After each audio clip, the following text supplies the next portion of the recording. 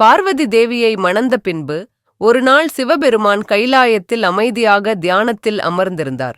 அப்போது உலகை துயரப்படுத்த லீலை புரிய திருப்புகளுடன் வந்தார் குபேரன், செல்வத்தின் கடவுள். குபேரன் சிவனிடம் தனது செல்வத்தின் பெருமையை பாராட்டிக் கொண்டார். சிவன் சிரித்துக்கொண்டு, நீ கொடையளிக்கும் மனதை வைத்தால் உனது செல்வத்திற்கு சாய்வு இல்லை என்று சொன்னார். அதை சோதிக்க சிவன் தனது புதல்வன் விக்னேஸ்வரனை அனுப்பினார்.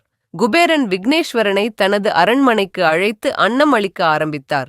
ஆனால் விக்னேஸ்வரன் அளவுக்கு மேல் சாப்பிடத் தொடங்கினார். குபேரனின் அரண்மனையும் செல்வங்களும் முடிந்த பிறகும் அவரின் பசியை தணிக்க முடியவில்லை.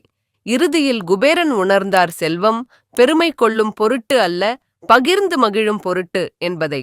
துணிவாக அவர் சிவனிடம் சென்று மன்னிப்பு கேட்க சிவன் சிரித்து குபேரனை ஆசீர்வதித்தார். இந்த கதை கொடையளிக்கும் தர்மத்தின் மாபெரும் முக்கியத்துவத்தை உணர்த்துகிறது.